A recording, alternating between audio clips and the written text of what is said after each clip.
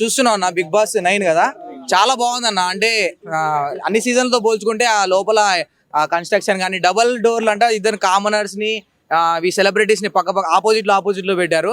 అసలు నాకు అర్థం కావట్లేదు ఎవరు కామనర్స్ ఎవరు సెలబ్రిటీస్ అని. కామనర్స్ వచ్చి అసలు వాళ్ళ హవా ఎక్కువైపోయింది, వాళ్ళదే పెత్తనం ఎక్కువైపోయింది. వాళ్ళు బెదిరిస్తున్నారు. ఆ గుండు పర్సన్ ఆయన హరీష, ఆయన బెదిరిస్తున్నాడు. దమ్ము శ్రీజ వాళ్ళకి మీరు దొంగతనం చేస్తున్నారు బిస్కెట్లు అని చెప్పేసి ఆమె బెదిరిస్తుంది.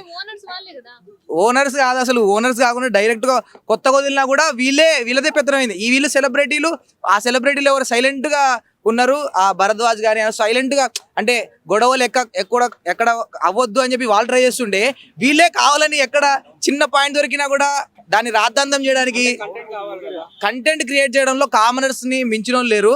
ఆ దమ్ము శ్రీజ, ఆ గుండంగులు, ఆ మనీష్ గుండంగులు, వీళ్ళ అంకుల్ అందరూ అసలు ఫామ్ లో ఉన్నారు. వాళ్ళు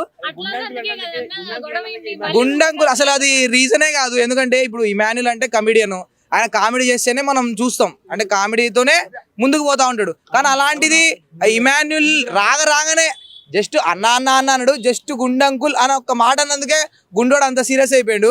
సో దానికి ఇంకా నాకు తెలిసి ఇంకోసారి ఎవరు ఆయన మీద జోక్ వేయడానికి అయితే ట్రై చేయరు, అంత సీరియస్ అయిపోయాడు.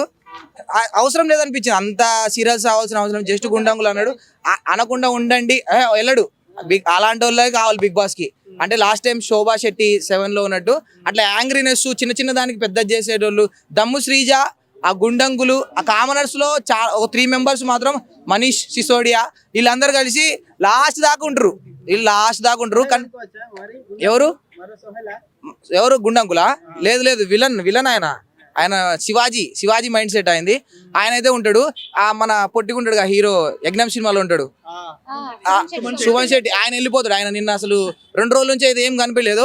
ఇంకో 2 రోజులు చూస్తారు, ఇంకా ఏం సైలెంట్ గా ఉంటే పంపించేస్తారు.